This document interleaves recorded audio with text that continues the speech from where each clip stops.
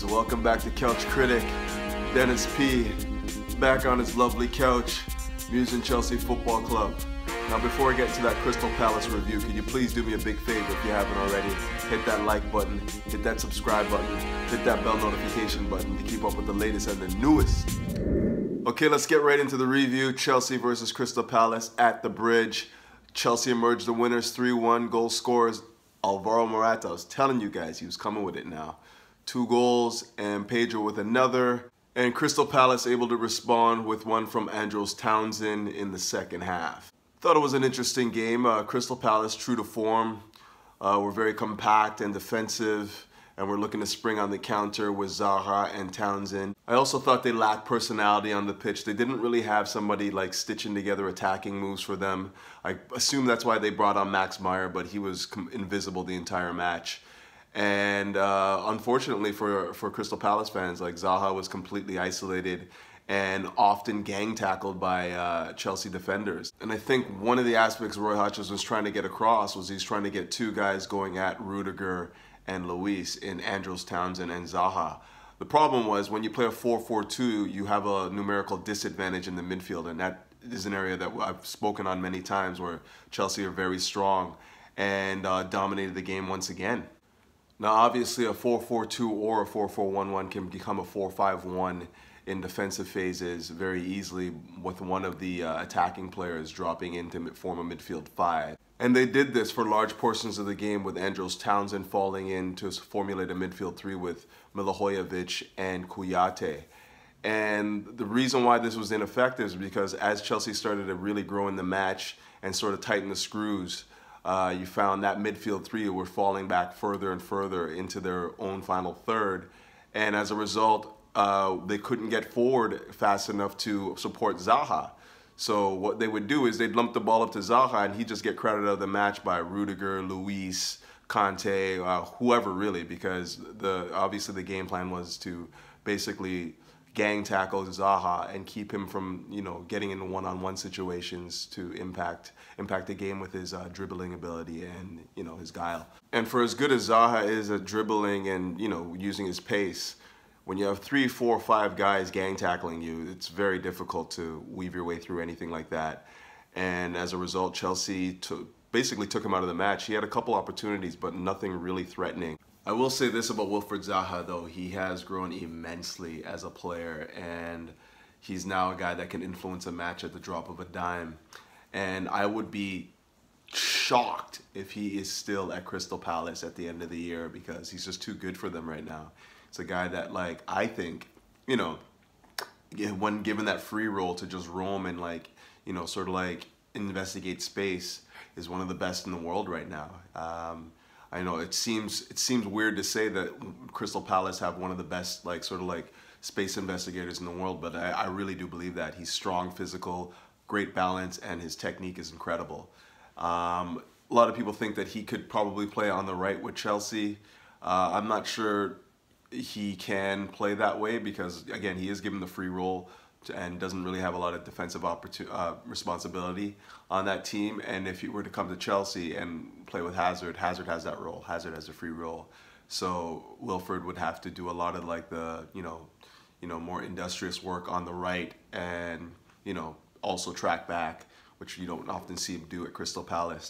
However, if we were to lose Eden Hazard, which I don't want to see happen, I wouldn't mind seeing somebody like Wilfried Zaha come in and fill in on the left, and then maybe we still would have to upgrade other areas on the pitch in order to make that work, but I still think that he could definitely fulfill a role on that left flank if we were to lose somebody like Hazard. This won't be popular, but I honestly thought that James McArthur was Crystal Palace's man of the match, and not for what he did going forward, even though he did thread through that lovely ball to Andros Townsend for their equalizer, but mainly for what he was doing in the defensive phases of the game. He was always turned on and disrupted a lot of what Chelsea were trying to do offensively on that left flank. And coincidentally, I wanted to focus on the partnership of Willian and Alonso on that left flank today because I really don't think they had a strong understanding of what each other wanted to do on the pitch. And that may just come down to the fact that they don't really play together that often, as you know, Willian is usually on the right and Hazard's on the left. It showed today, like a lot of the runs that Alonso was making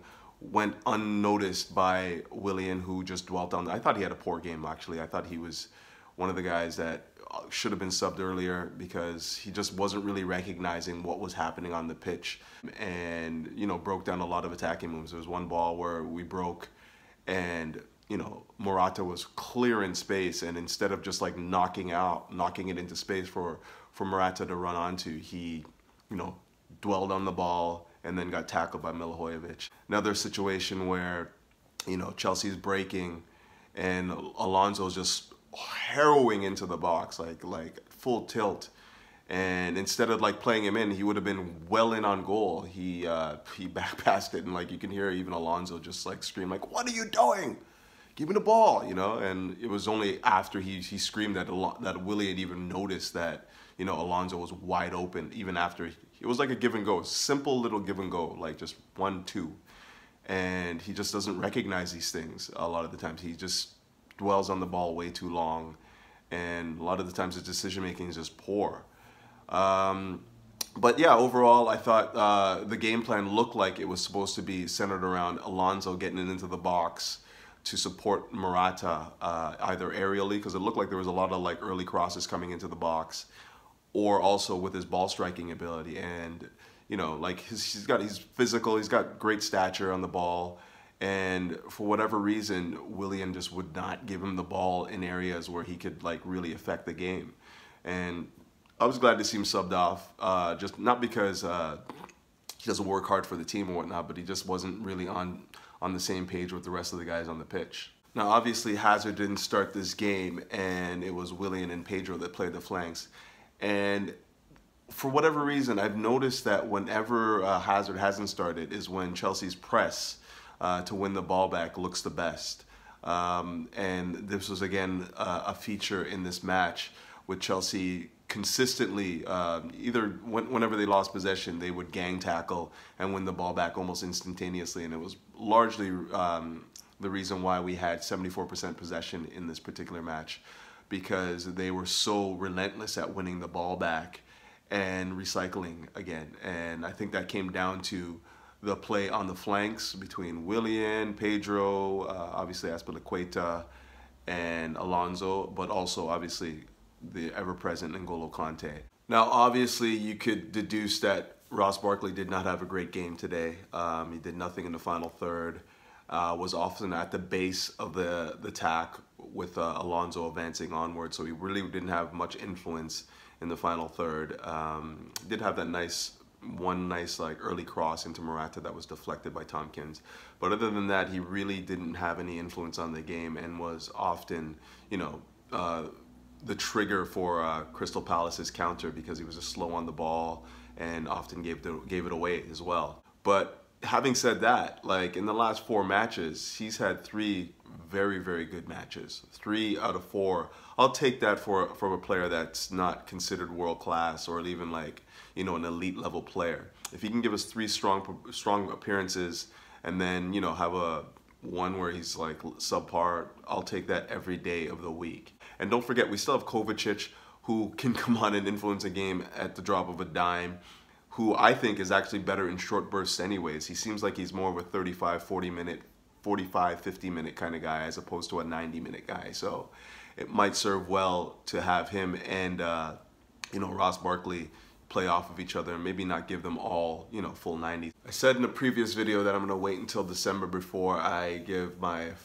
true assessment of what we're seeing from Cesar Azpilicueta, and I'm going to stick to it, but it has to be said at this point in time, his play on the right flank is poor. He's not really putting in the telling ball for anyone to attack. His crosses never find anybody, and his overall defensive display is questionable at best. He looks very isolated out there, and like as much as he does get tight on his man, he's not very effective at winning it back, and that is worrying for me. Granted, obviously playing against Wilfried Zaha for most of the match is always going to be a challenge and whatnot. But it's not just this match that I've been seeing where, you know, Aspi looks a little bit off the pace and is getting played around pretty easily. I'm still going to wait till December, but let it be known that from what I've seen so far this season, Aspi is struggling to find the distance between man and goal. And when he engages high up the pitch, he's very easy to get in behind. And it might be something that we might have to address soon. I had 3 candidates for man of the match this week. I had Pedro, who I thought was very good offensively and defensively, all phases of the game. I had Morata for his brace and also just looking threatening throughout the game, and also his work off the ball was great, his movement was great. And up until the Crystal Palace goal, I had David Luiz as my man of the match. He kind of slowed at the latter stages of the game, started giving the ball away a little bit too much. For that reason, I gave man of the match to Alvaro Morata, and I think he deserved it as well. Morata is clearly coming out of his shell a bit, and he's asserting himself on the pitch. His movement was, again, for the second game in a row, was fantastic. I thought that he found the right angles to exploit, and the passes into the channels by, say, somebody like, I think it was Pedro and Willian, on another day would have led to more goals because he was making the right run. And also the weight of the pass was perfect on a few of those occasions. But overall, I'm starting to see that Morata is growing in confidence, and that's a great sign for Chelsea. As I said, if we can see him get 15 league goals this year, I think we're going to be well in the title race. And if he continues with his current run of form, who knows? 20 might even be well within his grasp. I don't know. I think that the main caveat for Chelsea this year and Chelsea in the past, which has influenced his game thus far this year, is the fact that we're always on the front foot. So he's getting 4, 5, 6 chances to influence the game. And even if he just takes 2 of those, he probably could have had a hat trick, definitely could have had a hat trick, probably even 4 goals on another day if things went his way. But like I said, if he's getting 4, 5, 6 chances to influence the match, and he's taking 2 of them, chances are we're going to win more often than not. Same for guys like Eden Hazard. Eden is best in the final third, attacking, and with the amount of possession that we're getting more chances for Hazard to impact the final third, and it's only boding well for this team going forward. But I think I'm going to wrap it up there. Chelsea once again emerged the victors at Stamford Bridge, 3-1. That is now 8 wins, 3 draws, 11 undefeated in the league, and 16 undefeated in all competitions, which is incredible. Maurizio Sarri has been doing a fantastic job implementing his system and his philosophy into this club, who obviously have championship pedigree. We've won titles. We've won 2 of the last 4, and you know, he's coming into a squad that knows how to win. But he's definitely asserted a style of football that I'm enjoying watching, and you know, the team is obviously enjoying as well, and it's showing in the results. Yeah, and look at the form of Alvaro Morata now. Like, has he not emerged now as a player that we could, you know, or is emerging as a player that we thought we had when we bought him from, you know, Real Madrid a couple of years ago, or a year ago, I guess it was. And clearly, he's benefiting from having more touches and more involvement in the team, and he's working hard for the team as well, which I think is something that Sarri touched on in his post-match, that the goals are a consequence of the work that you put in, and like the work that he's doing off the ball, his movement and stuff like that, are leading to him getting these goals. And I think that's an important adage to his game, the fact that he's not just moping around on the pitch, and you know, he's asserting himself. Next, I think we got Bate Borisov in the Europa League, and let's hope for another 3 points there. A little bit of rotation as well, and hope for that momentum to carry us into the weekend where we host Everton, which the club is so unpredictable. Like, they look good one week and then not so good the next. And let's just hope that we could emerge the winners in that particular fixture, and you know, long may the success continue. But I think I'm going to wrap it up there, and again, let's hope for 3 points against Bate. and also another 3 points when we face Everton. But until then, thanks for tuning in, and up the Chelsea.